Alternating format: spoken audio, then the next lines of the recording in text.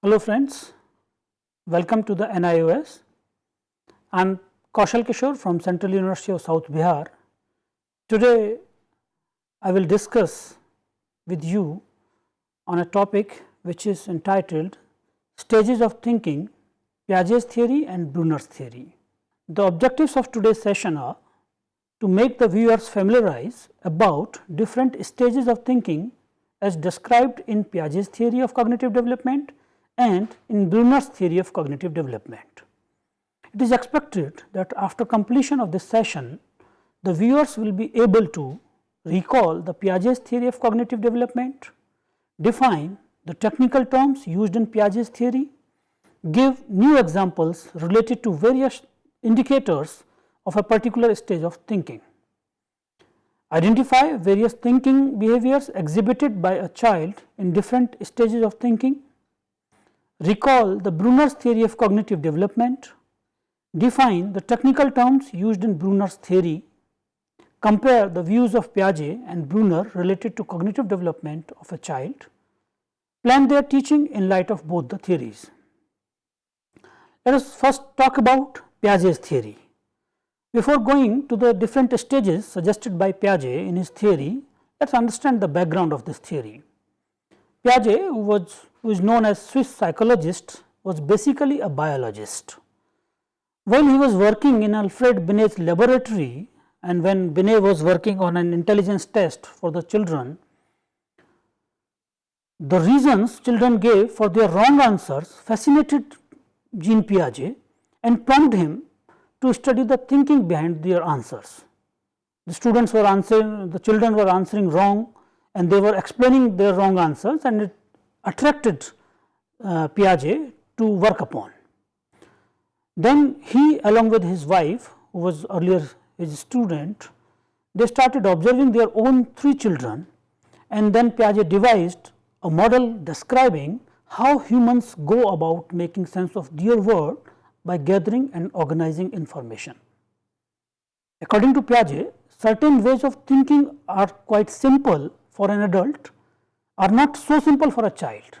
For example, if I ask a question to an adult that can you be at 3 places at the same time, that suppose in Delhi, in Mumbai, in Patna, obviously an adult will say no, it is not possible. However, in case of children it is not so simple. Simply they will not say that no, I cannot be at 3 places. They may say yes, I can be at 3 places at the same time. That is why Piaget said that certain ways of thinking that are quite simple for an adult are not so simple for a child.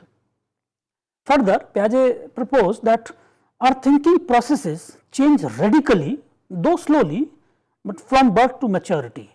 From birth to maturity, they changes, and the changes are radical. And Piaget said that 4 factors which interact to influence changes in thinking are biological maturation, activity, social experiences and equilibration. Let us understand what these factors are. Biological maturation means the genetically programmed structure in a person's body. Obviously, we cannot do much more about this thing because it is a genetically programmed situation. What we have to take care about this biological maturation, that we must provide proper nourishment to the child so that he or she can grow properly. The second factor which interact to influence thinking is activity. With physical maturation comes the increasing ability to act on the environment and learn from it. As we act on the environment, exploring, testing, observing and organizing information, we alter our thinking processes. We explore something, we test it, we observe something in our environment, we organize information from the environment, and then accordingly we alter our thinking process. The third factor is social transmission. In social transmission, a child learns from others' experiences. For example, if he sees someone that people are not stepping down from a moving bus, they learn that we should not step down from a moving bus. If it could not happen, then each and every child had to reinvent everything. Because of this social transmission, we need not to reinvent everything. The fourth factor is equilibration, which is one of the most factors which is a part of Piaget's theory. And before moving this to this fourth factor, equilibration, let us understand some related concept to this equilibration. Piaget mentioned that all species inherit two basic tendencies. One is organization and one is adaptation. Organization includes combining, arranging, recombining and rearranging, while adaptation includes the adapting the environment. Regarding talking about organization, Piaget mentioned that people are born with a tendency to organize their thinking processes into psychological structures, and Piaget coined the term schemes. And according to Piaget, schemes are the basic building blocks of thinking. These schemes can be very small and specific, like recognizing a dog, a scheme of recognizing a dog, or larger, like how to drive a vehicle, how to drive a car, a scheme of driving a car. So, schemes can be very small as well as very large. As a person's thinking processes become more organized and new schemes develop, behavior also becomes more sophisticated and better suited to the environment. When a person interacts with the environment, different schemes are developed, different schemes are connected, and schemes for larger schemes are developed, then thinking becomes more sophisticated. Adaptation includes two things, one is assimilation and another is accommodation. Assimilation means one is trying to understand something new by fitting it into what we already know. If I have a scheme already in my mind and I find something new, first I try to accept or fit that new thing or new scheme into my existing scheme. For example, if first time I see a child sees a guinea pig, since guinea pig appears like a rabbit and there is already a scheme in child's mind to identify, to recognize a rabbit, first he thinks that it is a rabbit. It is a kind of assimilation when he is trying to understand something new by fitting it into what he already knows. And the second thing is accommodation, when that new thing is not assimilated with the existing scheme, then the child must change existing scheme to respond to a new situation. For example, when a child, he already has a scheme of riding a cycle, but now he finds a cycle with a different kind of brakes. In some cycles there are this kind of brakes, in some cycle there are this kind of brakes, and the child is already knowing this kind of braking system in a cycle. He has a scheme in his mind how to use brakes, this kind of brakes in a cycle, but now he found a cycle with this kind of brakes. So, this is a new scheme is required here. So, the child learns to ride a cycle with this different kind of brakes. In this process, he accommodates and he changes existing schemes to respond to this new situation. People adapt to their increasingly complex environment by using existing schemes whenever these schemes work, that is assimilation. If the existing schemes are working for the new situations, I do not change my existing schemes, is assimilation, and by modifying and adding to their schemes when something new is needed, that is accommodation. So, the process of assimilation or accommodation goes on. There are certain situations when neither assimilation nor accommodation is used. For example, if I am passing by and two people are talking in their language which is unknown to me, I do not care, neither I try to assimilate nor I try to accommodate, I simply ignore it. According to Piaget, actual changes in thinking takes place through the process of equilibration. And equilibration is an act of searching for balance. Piaget mentions that people continuously test the adequacy of their thinking process in order to achieve that balance. That is, existing schemes works, equilibrium exists, if not then disequilibrium, so accommodation. Let us understand this thing with the help of two examples. First, take an example, a glass filled with water. There is a glass and water is filled in that. Water is stable, kind of equilibrium is there. Now, I put some pebbles into this glass and the equilibrium of this water level is disturbed. This situation is called disequilibrium.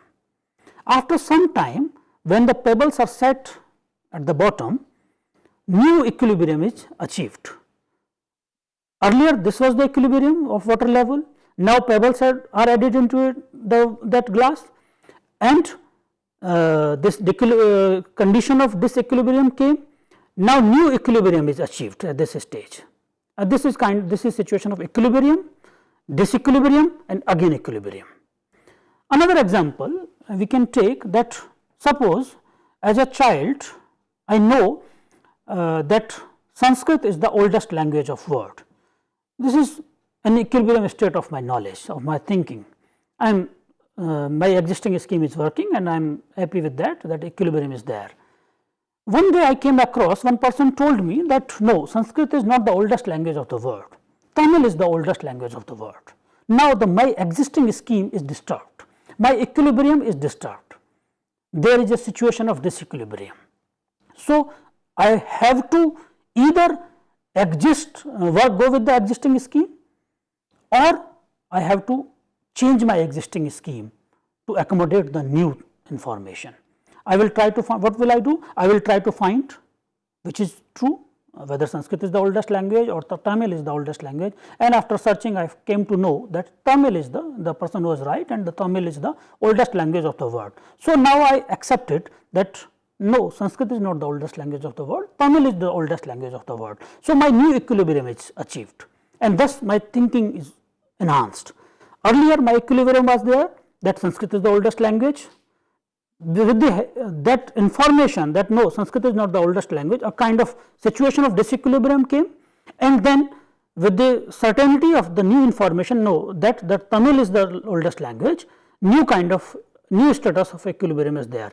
Thus a process of equilibrium, disequilibrium and equilibrium works, and the process of thinking goes like this according to Piaget, and this is the concept of equilibration. So when we talked about 4 factors which are interacting to influence thinking, or biological maturity, activity, social transmission, and this equilibration. One thing is important here to note that optimum level of disequilibrium is required.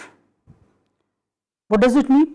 It means that the new information or new thing which is disturbing my existing equilibrium, if it is too less in quantity, it is not sufficient, then I will ignore it and simply go with my existing equilibrium. So I will not try to accommodate nothing new, then it will not work.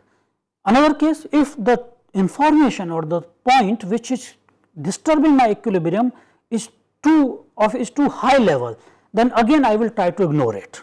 I will not take so much pain, then I will not go to the new equilibrium again, I will keep with my equilibrium, earlier equilibrium.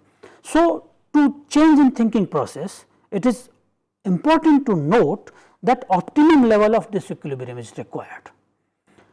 Now we come to the 4 stages as given by Piaget in his theory.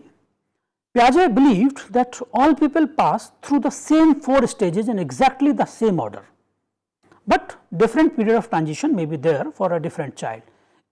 The Piaget emphasized that levels are these 4, one will pass this stage 1 and then this come to the stage 2 and then comes to the stage 3 and then come to the stage 4. He mentioned time duration for each and every stage, but it is also to understand that one child may take his or her own time to transit from one stage to another stage.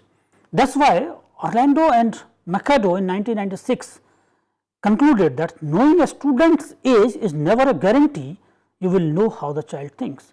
For example, if Piaget said that this is the phase of stage 1, 0 to 2 years, and in this stage a child is thinking in this way. Now if I encounter a child of 1.5 years, I cannot guarantee that he is thinking on the same way. There are chances that his or her phase of transition was shorter and now he has moved to the next stage. The 4 stages given by Piaget are sensory motor stage, which prevails from 0 to 2 years. According to Piaget, the second stage is pre-operational stage, which prevails from 2 to 7 years. The third stage is concrete operational stage, which prevails 7 to 11 years, and the fourth stage is formal operational stage, that prevails from 11 years onwards to the adulthood. Now, we discuss about these stages one by one. The first stage which Piaget talked about is sensory motor stage, which prevails from 0 to 2 years. In this stage, the thinking of a child involves seeing, hearing, moving, touching, tasting, and so on. During this stage, development of object permanence is there. What is the meaning of object permanence? Object permanence means when the child accepts or understands the permanent existence of an object. Let us understand with the help of one example. For a very for example, 6-month infant, up to 6 months age infant, a baby, when you the baby is or the infant is playing with a toy, you simply take away this toy and hide it. The child immediately forgets about the toy. The child thinks that there is no toy. Out from the sight, out of the sight, out of the existence is no more. But within this sensory motor stage, after certain periods, generally after 6 months, the stage of object permanence comes, when even you hide the toy, the child understands that toy is there, though it is not in front of my eyes, but it is there. That is why when a child achieves this object permanence stage, when you snatch the toy and hide it, the child tries to find it under the sheet or somewhere else. So, this is an indicator of development of object permanence, which is achieved in this sensory motor stage, which is from 0 to 2 years. In the same stage, beginning of logical goal directed actions starts. Again the same situation, a very 2 or 3 month old infant, you give him or her a plastic toy container with lid. First the child tries to take out the toys, but since the lid is there and the toys do not come out, he tries to take out the toys, but after 1 or 2 attempts or certain attempts, he just leaves it, because it is not possible for him to take the toys out. But when the this stage, beginning of logical goal directed actions starts, what will child do?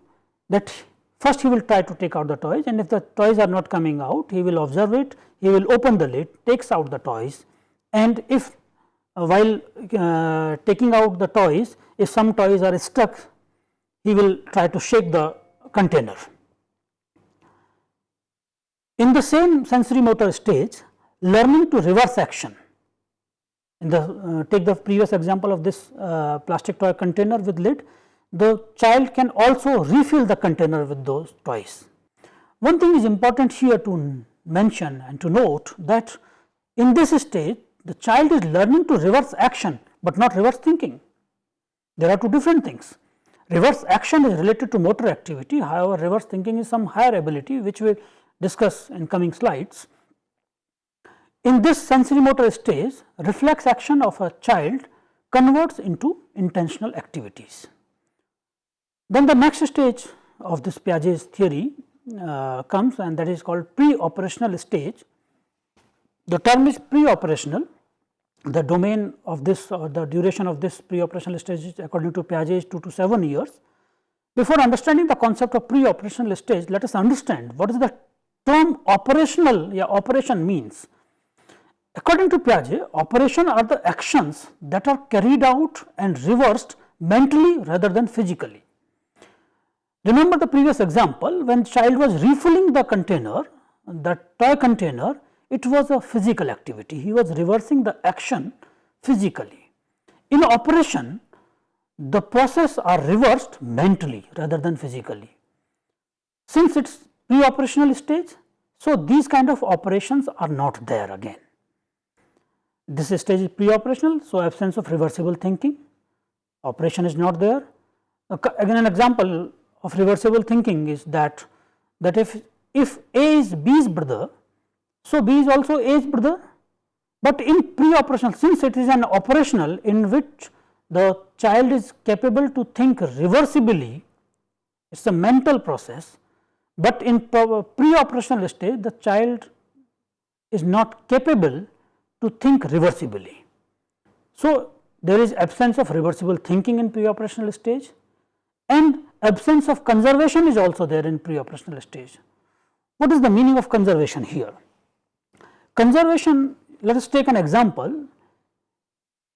I kept water, same quantity of water into different containers.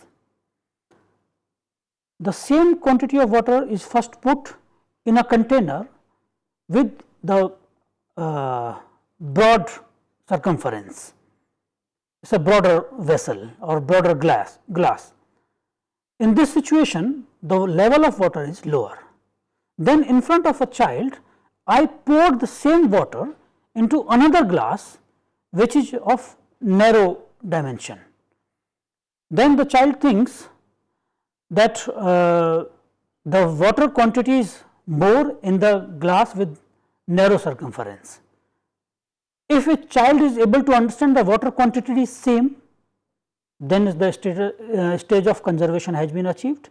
If it is not accepted by the child, then the status of conservation is not achieved. In pre-operational stage, the conservation is absent. What is present in pre-operational stage? Presence of semiotic function. It means the child symbols to represent an object that is not present. Child uses such kind of symbols. For example, if you see around that children are riding a stick and saying that it is my horse or it is my bike. This kind of semiotic function which is found in pre-operational stage. In pre-operational stage 2 to 7 years, the child is egocentric. Here egocentric does not mean selfish, but children assume that every else share their feelings, reactions and perspectives. For example, child thinks that if I love dogs, everybody loves dogs. That is why they do not understand in this stage that your right hand is not on the same side as theirs when you are facing them. For example, if I am a child and I am saying this is my right hand, someone is standing in front of me and he or she is saying that this is his or her right hand, I will not accept in this stage. I will say no, since my right hand is this side, your right hand is also this side. This is situation of egocentric. Then comes the concrete operational stage. In this operational stage, presence of reversibility and conservation is there. The reversible thinking is there with the child. Presence of classification is there. Classification is also related to reversibility, in which ability to think through a series of steps, then mentally reverse the steps and return to the starting point. For example, a child can classify plates with by size, then again classify by color, then again classify by material, etc. One says steel plate, glass plate, melamine plate, like that. In the concrete operational stage, presence of seriation is there, that a child can orderly arrange from large to small or vice versa. In concrete operational stage, again development of a complete and very logical system of thinking is there, but the system of thinking is still tied to physical reality. The child can think or logically arrange only to the physical situations. That is why it is concrete operational. The next stage is, the fourth stage is, that is the highest stage according to Paiget, is formal operational stage. In this, focus of thinking can shift from what is to what might be. It means we can think, a child can think instead of a physically present thing, imaginary, about the imaginary things, what might be. Abstract thinking is there. The child can make different permutation and combination in his or her mind without the physical presence of a thing. Hypothetical deductive reasoning is there, inductive reasoning is there, and in this situation adolescent egocentrism is also there. Adolescent egocentrism means they are not denying others' perception. In egocentrism in previous stage, the child was not ready to accept others' viewpoint. He was thinking that everybody is thinking according to his or her viewpoint. But in this adolescent egocentrism, the child is not denying others' perception, but he or she is focusing on own beliefs. Now, the later part of this presentation is Bruner's theory. James S. Bruner, like other developmentalists, hypothesized that one's thought processes evolves as a result of maturation, training and experiences through a series of sequential stages. In his theory, Bruner proposed 3 stages. First is inactive, second is iconic and third is symbolic. In Bruner's 3 stages, inactive stages is characterized by the child's representation of things and events in terms of appropriate motor responses and activities. The child is unable to make use of language images or other symbolic representations, only motor representations are there, responses are there. The child acts out and represents them through non-verbal activities based on motor actions. So, there is no development of language, so the actions are non-verbal and motor actions in this inactive stage. In the iconic stage of Bruner, this stage is characterized by the child's representation on things and events in terms of sensory images or mental pictures. Again, the things has been shifted from the physical presence to the mental presence, but again in terms of images or pictures, not in terms of language in iconic stage. The third stage according to Bruner is symbolic stage, in which things and events not necessarily depend upon the motor activities or sensory image or mental pictures. Here, since the language development has taken place, the symbolic representation in the form of words, symbols and other imaginary abstract phenomena is there. For example, in this stage, if you ask a child that okay, you have 5 mangoes, your sister has 3 mangoes, so if we divide equally these mangoes among 5 people, what will be the division magnitude? Then the child in this stage, symbolic stage, can think. He can develop imaginary verbal rules in his mind, because language development has taken place, while this was not possible in previous 2 stages suggested by the Bruner. So, friends, in this session we discussed about background of Piaget's theory, different terms used in Piaget's theory, 4 stages according to Piaget's theory and 3 stages according to Bruner's theory. Now, you should, after this session, you must ask yourself that students in your class are at which stage of thinking according to Piaget or Bruner. You must try to identify them. You should think that are you ready to accommodate the difference of transition in your class, as we discussed in our session that everybody has his or her own time of transition from one stage to another transition. Third one, that as a teacher, what can you do to promote next stage of thinking in your students? You must think about this thing. I hope this session would have been helpful to understand the Piaget's concepts and the Bruner's concept regarding child development and thinking. We will meet in some other session with some other topic. Thank you for patient listening. Thank you very much.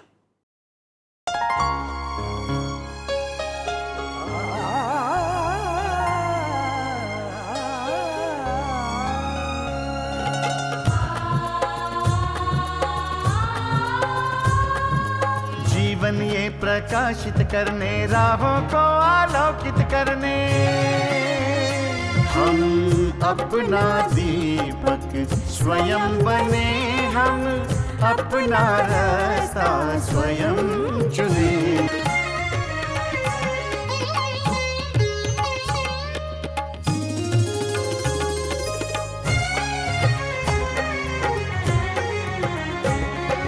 धन साधन समय की सीमा से विद्यालय जो मुक्त हो, धन साधन समय की सीमा से विद्यालय जो मुक्त हो। कभी पढ़े हम कहीं पढ़े, वे विषय की लोच से युक्त हो। मित्रों हम उठे और जाग